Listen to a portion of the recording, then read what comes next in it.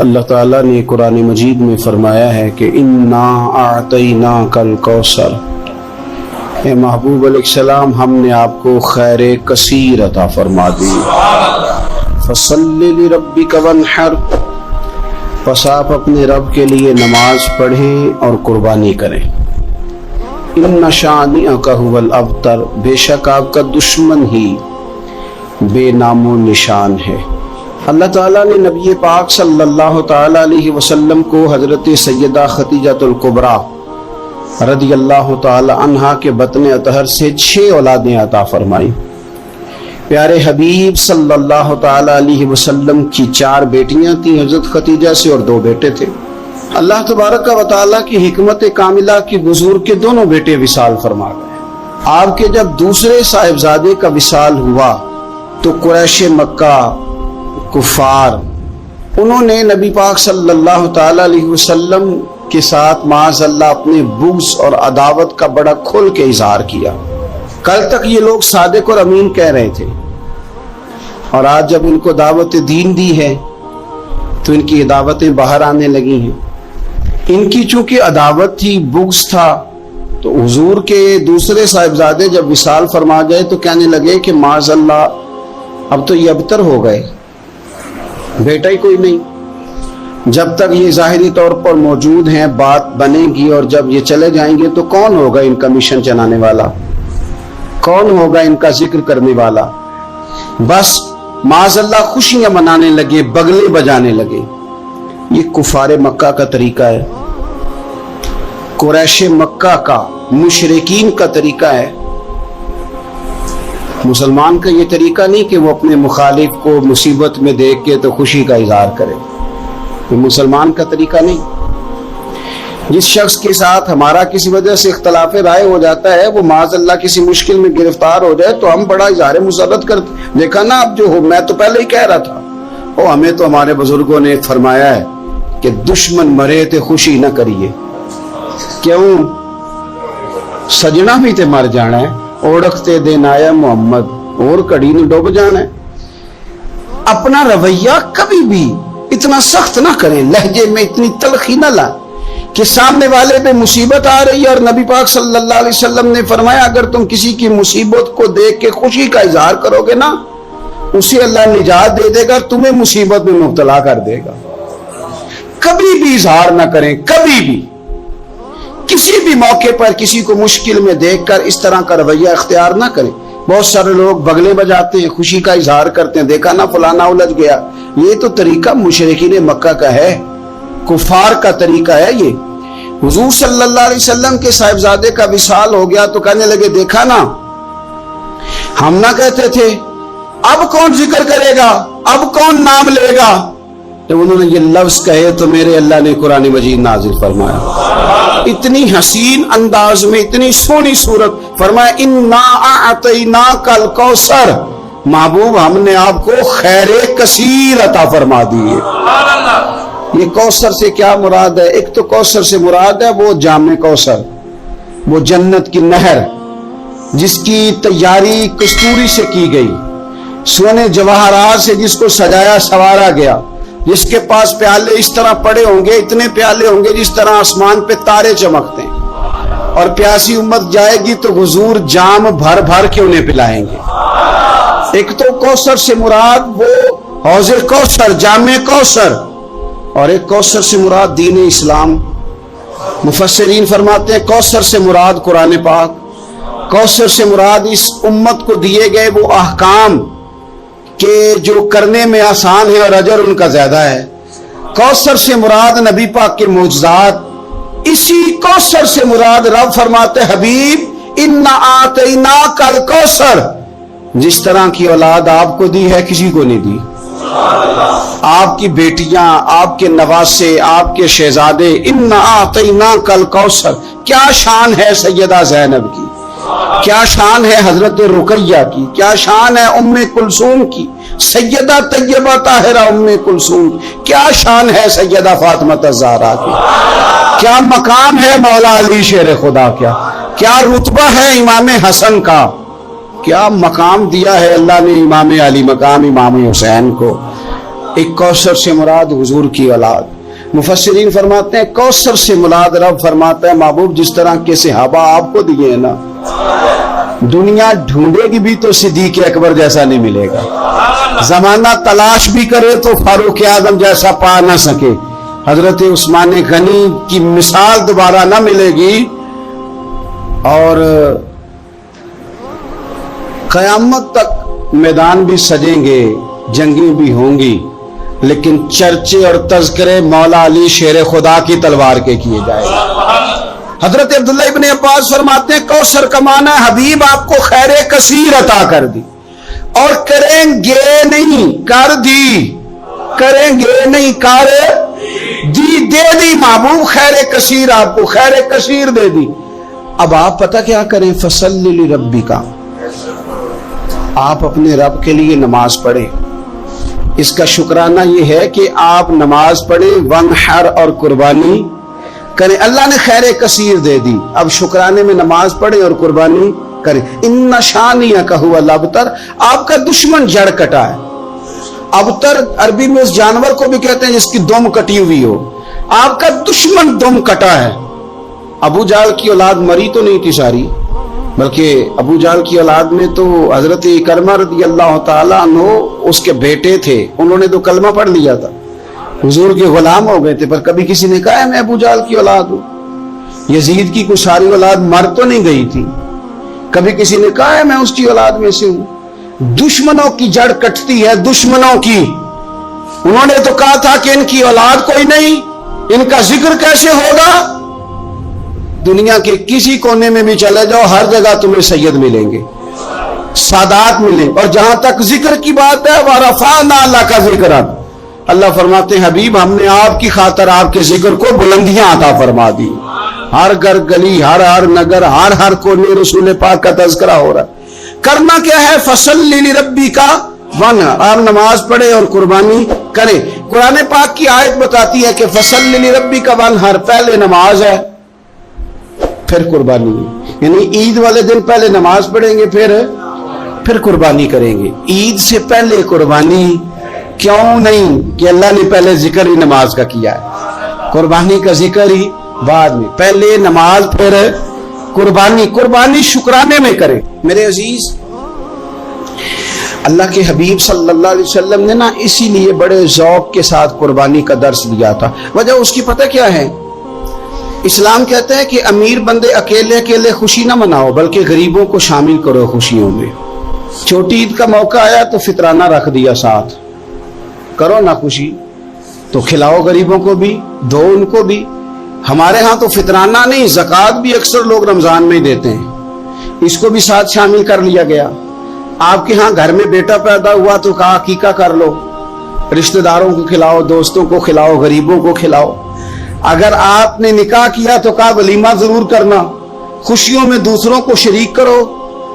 حضور صلی اللہ تعالی علیہ وسلم نے فرمایا ولیمہ ضرور کرنا, چاہے بکری کا بچہ ہی ذبح کر لو, ولیمہ ضرور کرو, دوستوں کو لوگوں کو شامل کرو. بڑی عید آ گئی تو فرمایا عید بھی پڑھو اور قربانی بھی کرو, لوگوں کو اپنی خوشیوں میں شامل کرو, رشتہ داروں کو بھی دو, دوستوں کو بھی دو, اپنوں کو بھی دو, اور غرباء کو بھی شامل کرو. ہم نے پتہ کیا کیا ہے, آہستہ آہستہ کر کے جیسے جیسے دولت زیادہ آئی لوگوں کے پاس, ان کے خرچے بڑھ گئے, ہمارے اخراجات زیادہ ہو گئے, پھر ہم بند ہو کے رہ گئے اپنے آپ میں.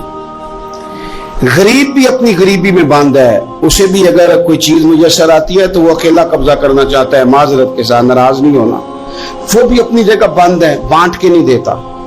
اگر غریب بھی تھوڑا تھوڑا بانٹے, دائیں بائیں دیکھے, تو پھر تو میرے رسول پاک کا وہ فرمان بھی بڑا خوبصورت ہے کہ حضور نے فرمایا کہ گوشت پکاؤ تو شوربہ زیادہ کر لو, چلو پڑوسیوں کو بھی شامل کر لو. تو غریب بھی اگر شوربہ زیادہ کر لے تو وہ بھی اس معاملے میں تو آگے. امیر نے کیا کیا ہے, امیر نے دوستیاں بھی امیروں سے لگا لی, تعلقات بھی امیروں سے بنا لیے, اینک بھی امیری کی لگا لی, اسے نظر ہی کچھ نہیں آتا. آپ صدقات کریں, خیرات کریں. میرے نبی پاک صلی اللہ تعالی علیہ وسلم حضور فرماتے ہیں جب تم صدقہ دیتے ہو نا اللہ تبارک و تعالیٰ بے نیاز ہے ہر چیز سے، لیکن جب تم صدقہ دیتے ہو تو اللہ تعالیٰ اپنے دائیں دستے قدرت میں تمہارا صدقہ لیتا ہے۔ اللہ ہاتھوں سے پاک ہے جو اس کی شان کے لائق، اللہ اپنے دستے قدرت میں تمہارا صدقہ لے لیتا ہے۔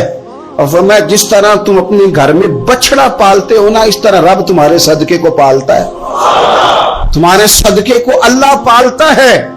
شارحین حدیث کہتے ہیں یہ پلا ہوا صدقہ ملے گا تمہیں قیامت والے دن، اور یہ صدقہ دینے سے آپ طاقتور ہو جائیں گے، غریب کی مدد کرنے سے طاقتور ہو جائیں گے، آپ مضبوط ہو جائیں گے، آپ جرری ہو جائیں گے، دلیر ہو جائیں گے۔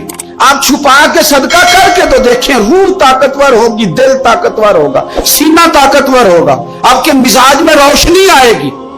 کسی غریب بہن بھائی کو دے کے تو دیکھیں تو صحیح، جب اس کے آنسو بہتے ہیں تو یوں لگتا ہے کہ ان ایک ایک آنسوؤں کے قطرے میں 1 کروڑ دعا شامل ہے۔ یہ کام کرے تو صحیح، پر ہمیں بھولتا جا رہا۔ گاؤں سے آ کر پڑھنے والے بھول ہی گئے کس کی ماں نے کتنا زیور بیچا تھا، بھولتا جا رہا ہے۔ میرے نبی پاک صلی اللہ تعالی علیہ وعلا آلہ وصحبہ وبارک وسلم، حضور نبی پاک صلی اللہ تعالی علیہ وسلم فرماتے زمین اللہ نے پیدا کی تو زمین ہلنے لگی، اللہ تعالیٰ نے میخے بنا کے، قلعے بنا کے پہاڑ زمین کے اندر لگائے، پیوست کی۔ فرشتوں کو بڑا تعجب ہوا کہ شاید سب سے طاقتور مخلوق ہی پہاڑ ہے۔ اللہ نے لوہا پیدا کر دیا، پہاڑوں کو گویا کاٹ کے رکھ دیا۔ فرشتے سمجھنے لگے سب سے زیادہ طاقتور ہی لوہا ہے۔ اللہ نے آگ پیدا کر دی، لوہا بھی پگھلا دیا۔ فرشتے سمجھنے لگے شاید سب سے زیادہ طاقتور آگ ہے، رب نے پانی پیدا کر دیا، آگ بھی بجھا کے رکھ دی۔ فرشتے سمجھنے لگے سب سے طاقتور شاید یہ پانی ہے، رب کریم نے ہوا دکھائی، ہوا نے پانی کا رخ بدل دیا۔ فرشتے بار بار تعجب کر رہے تھے تو رب کریم نے فرمایا کتنا کچھ سوچو گے، میں تمہیں بتا ہی نہ دوں سب سے زیادہ طاقتور کون ہے؟ یا اللہ بتایا جائے تو فرشتوں کو میرے رب کریم نے فرمایا ان ساری چیزوں سے زیادہ طاقتور تو میرا وہ بندہ ہے جو سیدھے ہاتھ سے صدقہ دیتا ہے اور دوسرے کو پتہ بھی نہیں چلنے دیتا۔ وہ بڑا طاقتور ہے، وہ بڑا مضبوط آدمی ہے۔ وہ عید کی نماز پڑھنے جب نکلو نا، پلٹ کے ذرا لوگوں کے کپڑے ایک دفعہ دیکھ ہی لینا۔ جب عید والے دن صبح آپ نکلا کریں تو ذرا دیکھ ہی لیا کریں کس کس کا رنگ کیا ہے، آپ تھوڑا غور ہی کر لیا کریں۔ لیکن ہم نہ اپنی ذاتوں میں اتنے مست اور محو ہو جاتے، خدا مجھے ایسی خدائی نہ دے کہ اپنے سوا کچھ دکھائی نہ دے۔ تھوڑا سا نیچے اتریں، تھوڑا سا لوگوں کا خیال کریں، تھوڑا سا آپ دیکھیں اسی وطن کے اندر کچھ لوگ ایسے ہیں جن کی غریبی انہیں پریشان کرتی ہے اور ان کی خودداری انہیں آمادہ کرتی ہے، وہ کشکول طلب بھی نہیں پھیلاتے۔ آپ خود سے تلاش کریں، آپ خود سے ڈھونڈیں، آپ مدد کا ذہن بنائیں، آپ دینے کا ارادہ کریں، دیکھیں میرا رب بڑا ہی کریم ہے۔ اور میرے نبی پاک علیہ الصلوۃ والسلام نے فرمایا یہ جو سخاوت ہے نا، اس کی جڑیں جنت میں، اس نے سخاوت تھام لی، گویا اس نے تھام لیا وہ درخت جس کی جڑیں جنت میں۔ اور یہ جو کنجوسی اور بخیلی ہے نا، بخیلی، اس کی جڑیں جہنم میں۔ اس نے اس کو تھام لیا، اس نے دوزخ کو تھام لیا۔ میرے رسول پاک صلی اللہ تعالی علیہ وسلم نا کھانا کھلانے میں بڑے راضی ہوتے تھے اور حضور ترغیب دیتے تھے کھانا کھلانے کی۔ اگر یہ فکر جو حضور نے بیان کی یہ فکر ہمارے مزاج کا حصہ بنے تو دیکھیں کس طرح بات آگے بڑھتی ہے۔ اصحاب صفہ بیٹھے، انہوں نے کھانا کھانا ہے تو نبی پاک صلی اللہ تعالی علیہ وسلم فرمانے لگے جس کے پاس 2 لوگوں کا کھانا ہے نا وہ 3 کو ساتھ لے جائے، اور جس کے پاس 3 کا کھانا ہے وہ 4 کو ساتھ لے جائے، جس کے پاس 4 کا کھانا ہے وہ 6 کو ساتھ لے جائے۔ فرمایا 2 کا کھانا ہے تو 3 کو وہ پورا آئے گا۔ ہمارے ہاں اگر اعداد و شمار اکٹھے کیے جائیں نا تو ہمارے ہاں جتنا کھانا ضائع ہوتا ہے شادی پہ، بیاہ پہ، ولیمے پہ، عقیقے پہ، دعوت پہ، وہ ضائع ہونے والا کھانا اگر جمع کر دیا جائے تو کتنے غریب لوگ ہیں، जिन बेचारों को हम अच्छे खाने में शरीक कर सकते हैं और वो बेहतरीन ग़िज़ा इस्तेमाल कर सकते हैं। क्यों कि फरमाया 2 का 3 खा लो, 3 का 4 खा लो, 4 का 6 लोग खा सकते। इस सोच को जो सोच रसूल पाक ने अता फरमाई, तो आप देख सकते हैं कितने सारे लोगों को खाना मुयस्सर आता है। हमने अब क्या किया है, हमने दावतें बनाई हैं तो अमीरों की, तोहफे देने हैं तो दावतें भी अमीरों की हैं, और हमारा उठना बैठना भी। तो हर चीज में हमने लेवल बदल लिया है। मैं बार बार गुजारिश करता हूं कि वापस लौटें, आप उन जगहों पे आए जो जगह हमारी असल है, जो हमारा बुनियादी काम है। मेरे नबी पाक सल्लल्लाहु अलैहि वसल्लम ने फरमाया वो दावत मलऊन है, लानती है, जिसमें अमीरों को बुलाया जाए और गरीबों को ना बुलाया जाए। आपने झिड़की कोई नहीं देनी। जब कोई दरवाजे पे गोश्त लेने आ जाए, खाना लेने आ जाए, किसी मौके पर कुछ लेने आ जाए तो झिड़कना नहीं। आपका लहजा ठीक हो। कपड़ों की दावत ना करें, आप गाड़ियों की दावत ना करें, इंसानों से प्यार करें, अल्लाह के बंदों से मोहब्बत करें। आप देखें कि गुरबा के साथ जब आपका रवैया ठीक हो जाएगा तो अल्लाह ताला आपको बड़े बड़े नसीबों से, बड़े बड़े रंगों से अल्लाह ताला आपको नवाजेगा। मेरे नबी करीम सल्लल्लाहु ताला अलैहि वसल्लम से अबू जहल ने, अबू लहब ने मुतालबा किया था कि हम आपके साथ बैठना चाहते हैं, पर जब भी आते हैं यहाँ बिलाल हबशी बैठे होते हैं, सुहैब रूमी बैठे होते हैं, ये गरीब लोग बैठे होते हैं, तो हमारे स्टेटस के लोग बैठेंगे तो फिर हम आएंगे, वरना नहीं आएंगे। रब रसूल का फैसला क्या आया, फरमाया तुमने बैठना है तो बैठो, नहीं बैठना तो ना बैठो। बिलाल यही बैठे रहेंगे, सुहैब यही बैठे रहेंगे, अम्मार बिन यासर यही बैठेंगे, सलमान फारसी यही बैठेंगे, गुरबा इसी मकाम पे रहेंगे, इनको उठाया नहीं जाएगा। तो आप ये ईद का जो मौका है, छोटी हो या बड़ी हो, इसके बाद जितने मौके हैं, अपने गुरबा को ना भूलें। और आपको पता है, रिश्तेदार से सिला रहमी करें तो डबल सवाब मिलता है। अगर रिश्तेदार गरीब हो तो एक गरीब को देने का, एक रिश्ता निभाने का डबल अजर मिलता है। हमारे अपनों में, बहन भाइयों में, क्योंकि छोटी छोटी बातों से नाराजगी हो जाती है और वो छोटी छोटी बातें फिर इख्तलाफ का सबब बन जाती हैं। उन छोटी बातों से हम एक, हाँ, अकीदे का, नजरिए का किसी जगह इख्तलाफ हो तो बात और है, लेकिन छोटे छोटे वैसे मसाइल घरों में हो जाते हैं तो हम उन मसाइल की बुनियाद पर इतने दूर हो जाते, इतना वो बदअकीदा हुआ, ना दीन छोड़ गया, ना कोई और मसला हुआ, लेकिन हमने इतनी दूरियां कर ली कि बहुत सारे लोग हमारे दस्तरखान से खा रहे हैं, बहुत सारे लोग हैं जो हमारी जेब से पल रहे हैं, पर हमारे अपने हमसे दूर हो गए, उनको हम करीब नहीं करते। तो भाई, जिससे भी आपका लेन देन बढ़ेगा, कहीं ना कहीं तो कमजोरी हो ही जाएगी। अपनों को अपनों से दूर न करें, उन्हें दे, उन्हें नवाजें, उनका ख्याल करें। मेरे नबी पाक सल्लल्लाहु ताला अलैहि वसल्लम ने फरमाया, जो चाहता है रिस्क भी ज्यादा हो, उम्र भी लंबी हो, वो अपने रिश्तेदारों से अच्छा सलूक करे। ईद के मौके पे जिन लोगों की हमें बड़ी जरूरत होती है ना, उनमें एक अहम किरदार कसाई का है। सिर्फ कसाई को नहीं जल्दी होती, हमें भी जल्दी होती है कि तू आ भी जल्दी और इसको बना भी जल्दी। तो वो क्या कर रहा होता है, वो हमारा गोश्त भी बना रहा होता है और साथ साथ फोन भी सुन रहा होता है, कह रहा होता है 20 मिनट में आया, 40 मिनट में आया। एक तो झूठ पे झूठ, माज़अल्लाह ताला। और दूसरा, उस जल्दी में नुकसान क्या है? उस जल्दी में नुकसान जानवर का है। जल्दी से उसकी खाल उतार देंगे। बहुत सारी जगहों पे जानवर ठंडा ही नहीं होता पूरी तरह और फटाफट करते हैं लोग। ये सिर्फ कसाई का मसला नहीं है, हमारा भी मसला है, हमें भी जल्दी है। मेरे नबी पाक अलैहिस्सलाम फरमाते हैं, तुम्हारा रब तुम्हें हर मामले में एहसान करने का हुक्म देता है। फरमाया, जानवर को अच्छे तरीके से ज़िबा करो, उसे आराम पहुंचाओ, उसको सलीके के साथ। एक शख्स ने बकरी के ऊपर अपना पैर रखा हुआ था और साथ ही छुरी तेज कर रहा है। नबी पाक सल्लल्लाहु अलैहि वसल्लम ने फरमाया, तुम इसे 2 मौतें देना चाहते हो, 2 दफा मारना चाहते हो इस बकरी को, यानी तुम पहले छुरी को तेज नहीं कर सकते थे। अच्छे तरीके से उसको आप, और मेहरबानी फरमाएं, अनाड़ी लोग ये काम न करें, वो जानवरों को तकलीफ देते, जानवर अजियत में आ जाते हैं। बिलखुसूस मैंने चंद मकामात पे ऊंट को निहार करने वाले लोगों को देखा है بڑی زیادتی کی، جانور تکلیف میں آتے ہیں، بڑی بڑی دیر تکلیف میں رہتے ہیں. آپ تھوڑا سا، اسلام نے 3 دن رکھے ہیں، پورے 3 دن رکھے.